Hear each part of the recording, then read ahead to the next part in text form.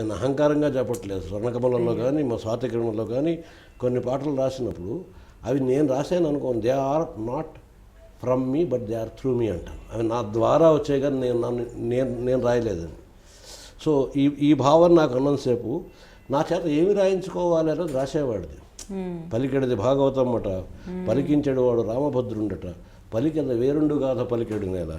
So నాకు సమర్పణ భావంతో నేను చింతన లేదు, చింత లేదు, ఏమీ లేదు. నేను కూర్చుంటాను, నావైనటువంటి ఆలోచనలతో నాదైన జీవన దృక్పథం ఉంది. అది నేనే మళ్ళీ అక్కడ వినయాన్ని నటించట్లేదు.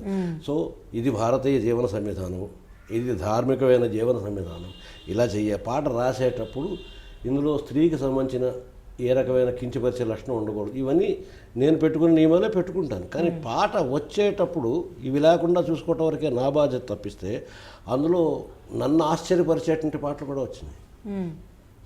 మీరు రాసి ఆశ్చర్యపోయిన ఒక పాట ఏదండి? చాలా శివపూజకు చివరించిన సిరిసిరిమువ్వ అని కానీ, ఆనతినీయరా హరా అని రాసినప్పుడు కానీ, విధాత తలపున ప్రభవించినది అని రాసినప్పుడు కానీ, అనేకమైన పాటల్లో వాటిల్లో నిబిడీకృతమైనటువంటి విశేషాలు, జగమంత కుటుంబం నాది అని చెప్పినప్పుడు కూడా ఇవి అనేక గురువుగారు చెప్పారు. నువ్వు ఏవి రాసినప్పటికీ వాటికి ఎక్కడి నుంచి రిఫరెన్స్ కావాలో చెప్పు. ఒకసారి మాస్టారు కంప్లైంట్ చేశారు, వీడు అనేక వ్యాసాలు రాశాడు, చాలా గొప్ప గొప్ప విషయాలు రాశాడు, ఎక్కడ పబ్లిష్ చేయట్లేదు, ప్రచురించట్లేదు, ఈయన ఎందుకు చేయట్లేదు. నేను రిఫరెన్సెస్ ఇవ్వలేను, అందువల్ల పబ్లిష్ చేయలేదంటే సార్ గురువుగారు అన్నారు, నువ్వు నీ ఇష్టం వచ్చింది చెప్పు, వాటికి రిఫరెన్స్ నేను ఇస్తాను.